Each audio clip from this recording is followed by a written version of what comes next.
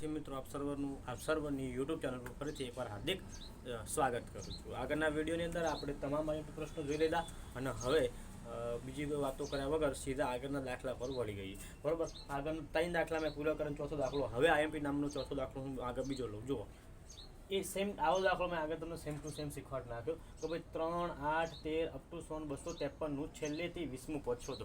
આવું same to same દાખલો મેં આગળ તમને શીખવાડી નાખ્યો કે જ્યારે તમને પ્રશ્ન પૂછવામાં આવે છેલ્લેથી 20મું પદ શોધો, બહુ મોસ્ટ આઈએમપી દાખલો, છેલ્લેથી 20મું પદ શોધો ત્યારે તમારે શું કરવાનું, તો શ્રેણી જે આપેલી હોય એ શ્રેણીનું કરી દેવાનું, ઉલટાઈ દેવાની। બરાબર, તો શ્રેણી તમે ઉલટાઈ નાખો એટલે કે 253 અપ ટુ 100 કરી પછી એવું લખશું આપણે 13, પછી આવશે 8 અને પછી આવશે 3। તો આ થઈ જાય તમારી સમાંતર શ્રેણી। ઓકે, હવે સમાંતર શ્રેણીમાં તમને ખબર શું શું હોવું જોઈએ, તો એ હોવો જોઈએ સાહેબ, એન હોવો જોઈએ સાહેબ, ડી હોવો જોઈએ સાહેબ, એ એન હોવો જોઈએ, આ તમામ વસ્તુઓ હોવી જોઈએ સાહેબ। એ એટલે કોણ, તો સમાંતર શ્રેણી જોવાની, હવે આ સમાંતર શ્રેણી નહીં જોવાની, હવે સમાંતર શ્રેણી આ જોવાની। એનું પ્રથમ પદ કયું, તો આનું પ્રથમ પદ 253, તો 253 253 સાહેબ।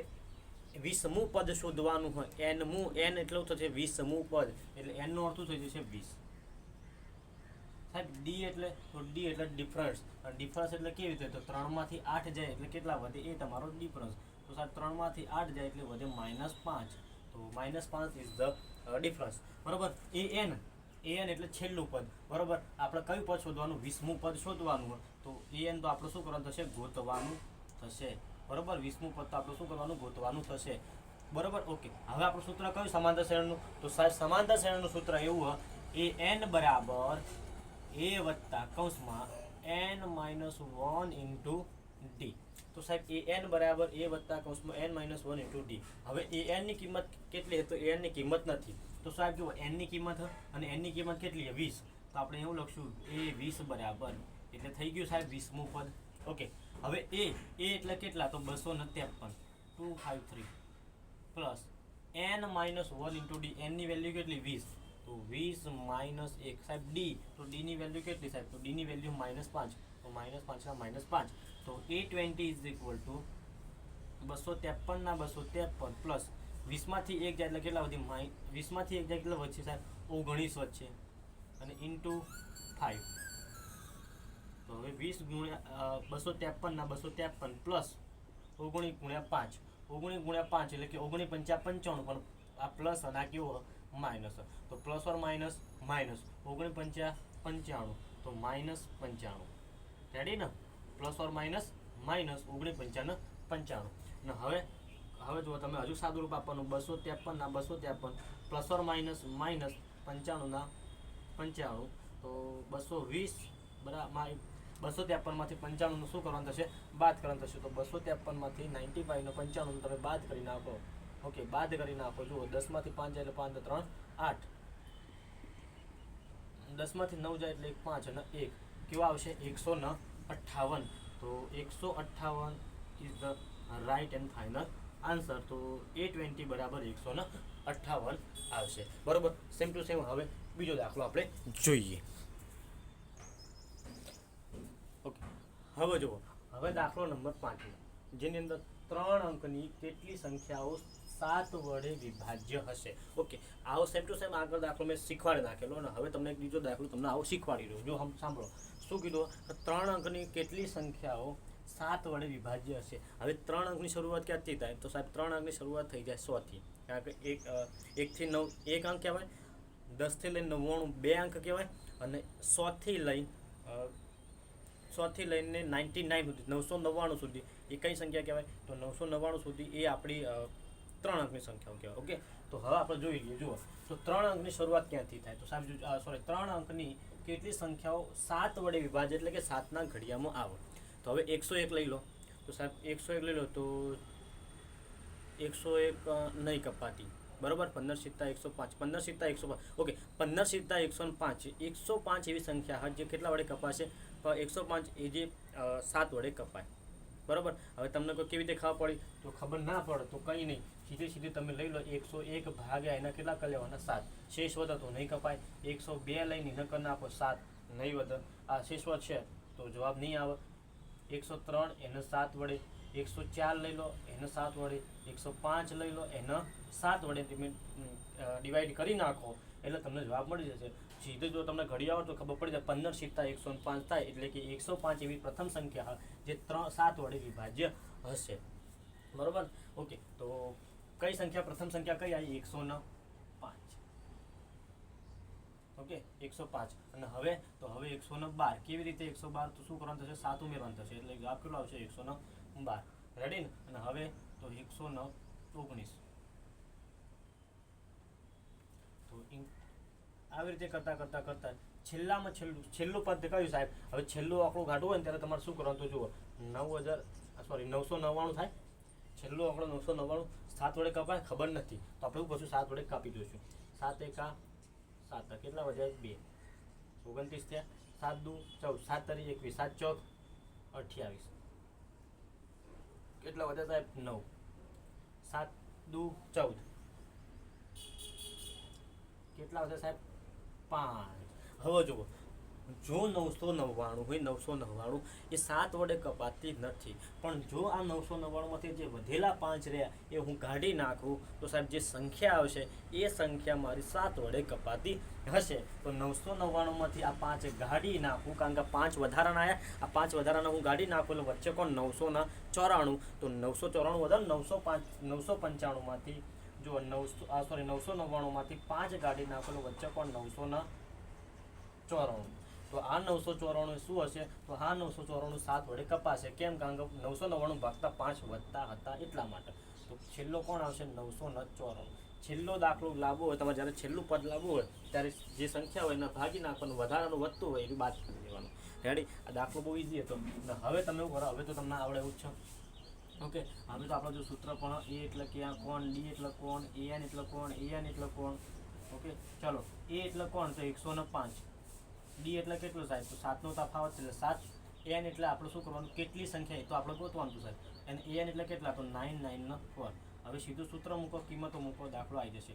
તો કિંમત એન બરાબર એ વત્તા કૌંસમાં n - 1 ઇન્ટુ ડી. સાહેબ એન ની કિંમત કેટલી છે? તો 994. એન ની કિંમત કેટલી છે? 994. એ એટલે કેટલા સાહેબ? 105. n - 1 n આપણે ગોતવાનું, n - 1 ગોતવાનું. ડી એટલે કેટલા સાહેબ? તો ડી એટલે થશે 7. ઓકે, આ બરાબર 105 આ બાજુ બરાબરની પેલી સાઈડ, બરાબરની આ સાઈડ લાવી દઈએ એટલે શું થઈ જશે? માઇનસ. તો 994 -104 n - 1 ઇન્ટુ 7. ચલો બાદ બાકી કરો. બરોબર? 105 માંથી બાદ બાકી કરો જો ફાવતી હોય તો. 10 માંથી 5 એટલે 5, 5 ને 4 9, 8 ના 8. ઓકે, 8 889 વચ્ચે. રેડી? 10 માંથી 5 એટલે 5, 5 ને 4 9. ઓકે, 889 વચ્ચે. તો n - 1 ઇન્ટુ 7. આ ગુણાકારમાં 7 આપેલું બાદ જતું હતું છે, ભાગાકારમાં જતા રહે. તો 889 ભાગ્યા શું થશે? ભાગ્યા 7 બરાબર n - 1. 889 ભાગ્યા 7 કરી નાખો. તો 889 ભાગ્યા 7 કરવાનું આપણે આ રીતે કરી નાખીએ. ચલો 7 એકા 7, કેટલા વચ્ચે સાહેબ? 1. 7 દુ 14, 7 દુ 14 એટલે કેટલા વધશે સાહેબ? 4. ઉપરથી ઉતરશે 9, 70 49.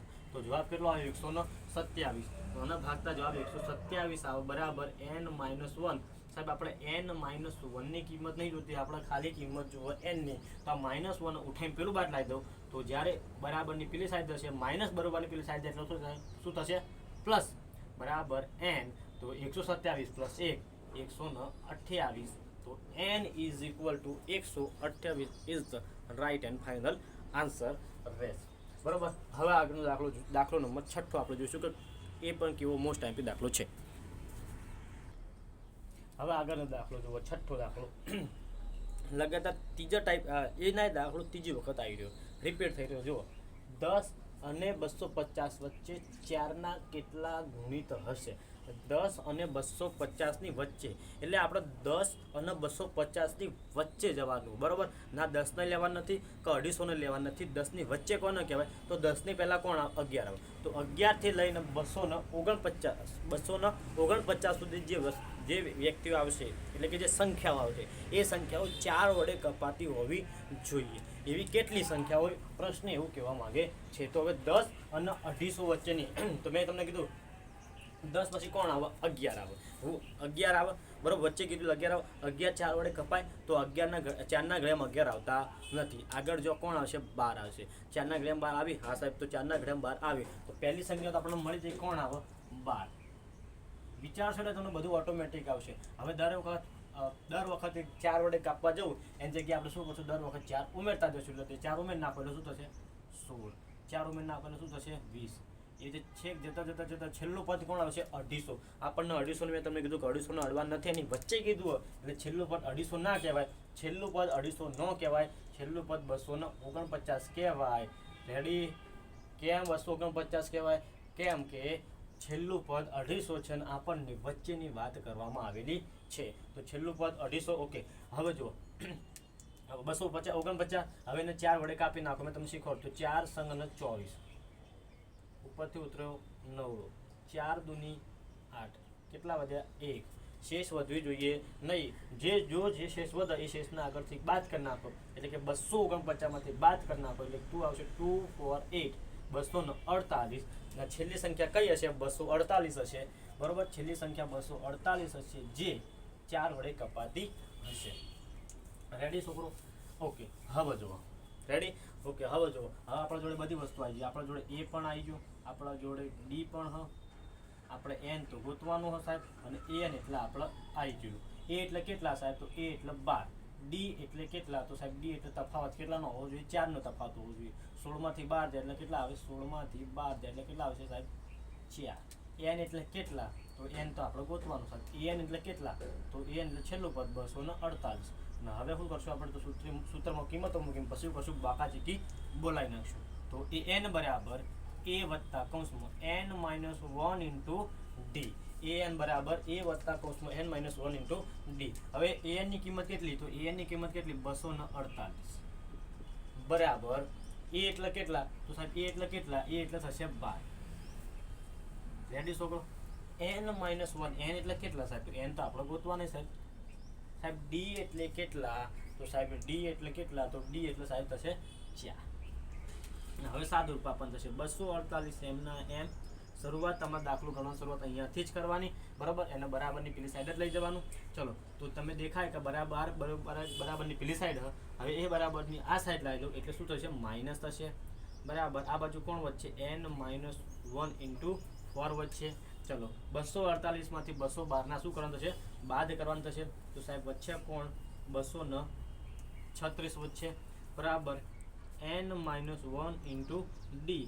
હવે આપણે શું કરશું? આ ગુણાકાર ઉપર જાય તો ભાગાકારમાં. તો 236 ભાગ્યા આપણે કરી નાખશું 4.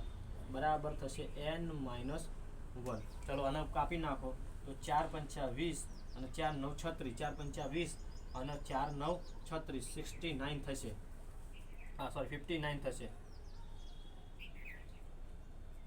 ઓકે. અને બરાબર n માઇનસ 1. આ માઇનસ 1 હા એને પેલી સાઈડ આ સાઈડ લાવી દો એટલે જવાબ તમારો કેટલો આવશે? તો n હા એને આ સાઈડ લાવી દો તો જુઓ 59.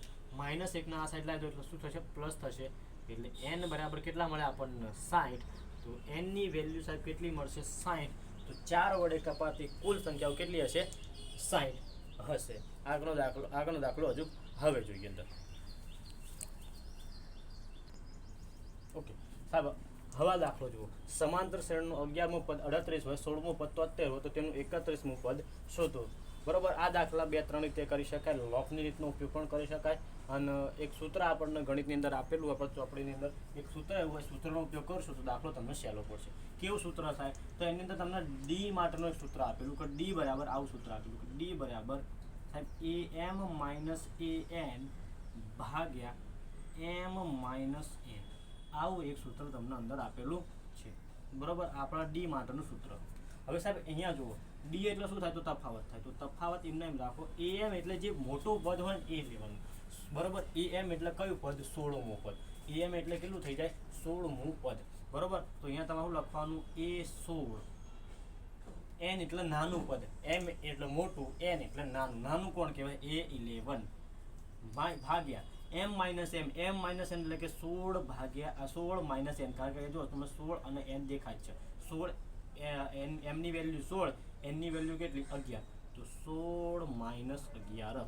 તો ડી બરાબર સાહેબ 16ની વેલ્યુ એ 16 એટલે 16મું પદ કયું 73 જો 16મું પદ કયું 73 તમને પ્રશ્નમાં એવું કીધું 16મું પદ છે 73 માઇનસ 11મું પદ કયું સાહેબ તો સાહેબ તમે જુઓ તો 11મું પદ કયું આપણું તમને 38 અને 16માંથી 11 જાય એટલે કેટલા વધે 5 અને હવે શું કરવાનું થશે હવે કરવાનું થશે સાહેબ આપણે બાદ બાકી ચલો સીધી બાદ બાકી કરવાનો ટ્રાય કરીએ આપણે ચલો 10માંથી 8 જાય એટલે 10માંથી 8 જાય એટલે 2 અને 1 3 5 ઓકે અને 6માંથી 3 જાય એટલે 3 ભાગ્યા 5 તો ડી ની વેલ્યુ મળશે 5 જે ઉડે તો વેલ્યુ મળશે 7 5 સીધું ને 35 સાહેબ ડી ની વેલ્યુ કેટલી મળે છે 7 ડી ની વેલ્યુ મળી છે હવે ગોતી નાખો એ ની વેલ્યુ સાહેબ એ ની વેલ્યુ કરવું હોય તો આપણે એ ની વેલ્યુ મેં કીધું કરશું 11મું આપણને આપેલું 11મું પદ બરાબર કેટલા આપે આવું આપેલું 11મું પદ બરાબર પદ 38 છે તો એ 11મું પદ એટલે શું કહેવાય ને તો એ 11 કહેવાય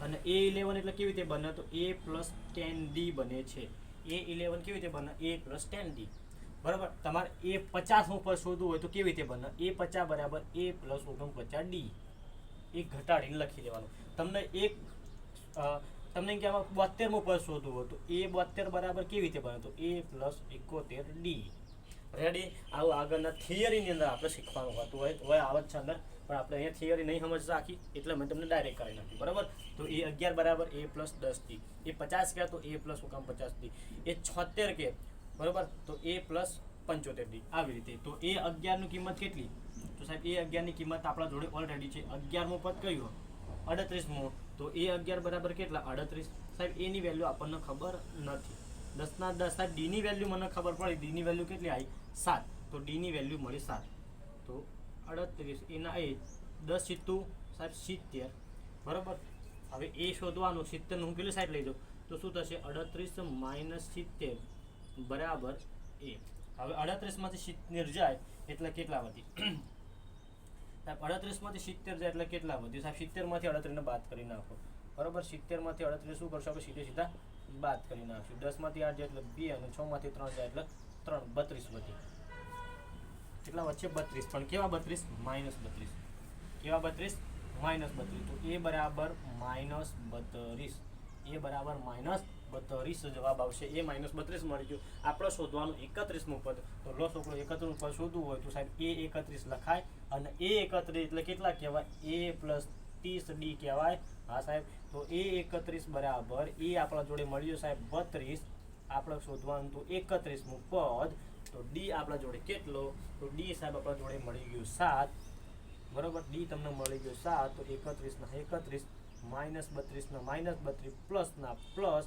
7 તારી 21 એટલે 210 30 અને 7 નો શું થશે ગુણાકાર કેટલો થશે 210 હવે 31 ના 31 પ્લસ ઓર માઇનસ માઇનસ બંનેમાંથી કરવાની થશે આપણે બાદ બાકી બરાબર પ્લસ ઓર માઇનસ માઇનસ એટલે 210 માંથી 32 બાદ કરો 32 માંથી 210 બાદ કરો વસ્તુ તો એક જ થઈ ને ઓકે તો 210 માંથી આપણે શું કરશું 32 ને બાદ કરી નાખશું ઓકે જુઓ સાહેબ